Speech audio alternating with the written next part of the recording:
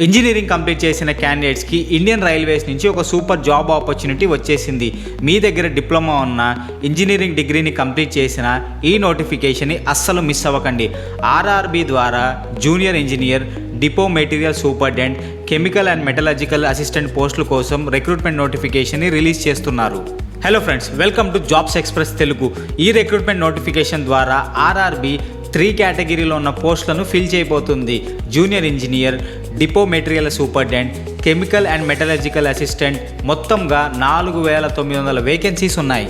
Qualification డీటెయిల్స్లోకి వెళితే junior engineer పోస్టులకి డిగ్రీ లేదా డిప్లొమా కంప్లీట్ చేసి ఉండాలి.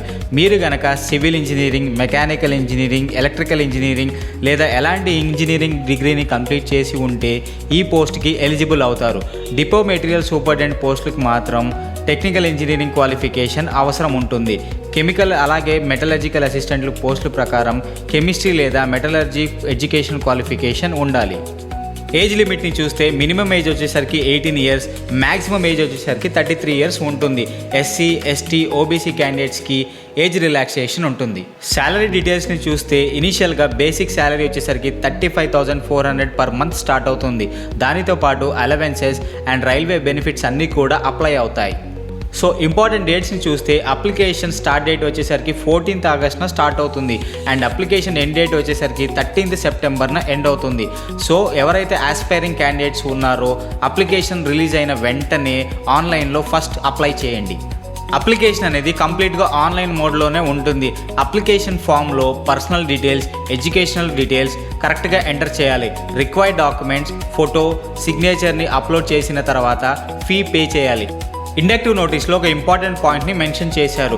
క్యాండిడేట్స్ ఆన్లైన్ అప్లికేషన్ ఫిల్లింగ్ టైంలో ఆధార్ ద్వారా ప్రైమరీ డీటెయిల్స్ని వెరిఫై చేసుకోవటం అడ్వైస్ చేశారు. ఆధార్లో ఉన్న name, date of birth, photograph, biometrics కరెక్ట్గా అప్డేట్గా ఉండేలాగా క్యాండిడేట్స్ ముందుగానే చెక్ చేసుకోవడం బెటర్. ఎస్పెషల్లీ ఆధార్ డీటెయిల్స్లో 10th సర్టిఫికేట్ మ్యాచ్ అవ్వడం చాలా ఇంపార్టెంట్ అని మెన్షన్ చేశారు. సెలక్షన్ ప్రాసెస్ 3 స్టేజెస్లో జరుగుతుంది. స్టేజ్ 1 కంప్యూటర్ బేస్డ్ టెస్ట్ ఉంటుంది. స్టేజ్ 2 డాక్యుమెంట్ వెరిఫికేషన్ జరుగుతుంది. స్టేజ్ 3 మెడికల్ ఎగ్జామినేషన్ జరిగిన తర్వాత ఫైనల్ మెరిట్ లిస్ట్ని రిలీజ్ చేస్తారు. సో ఫ్రెండ్స్, ఇంజనీరింగ్ కంప్లీట్ చేసిన క్యాండిడేట్స్కి ఇండియన్ రైల్వేస్ నుంచి వచ్చిన ఈ ఆపర్చునిటీ చాలా ఇంపార్టెంట్. 4098 వేకెన్సీస్తో 35,400 బేసిక్ శాలరీతో ఈ రిక్రూట్మెంట్ నోటిఫికేషన్ని కన్సిడర్ చేయండి.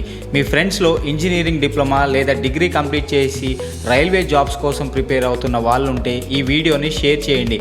మీ క్వాలిఫికేషన్ ఏంటో కామెంట్ చేయండి. లేటెస్ట్ గవర్నమెంట్ జాబ్స్ అప్డేట్స్ కోసం జాబ్స్ ఎక్స్ప్రెస్ తెలుగు ఛానల్ని సబ్స్క్రైబ్ చేసి బెల్ ఐకాన్ని ప్రెస్ చేయండి. Thanks for watching.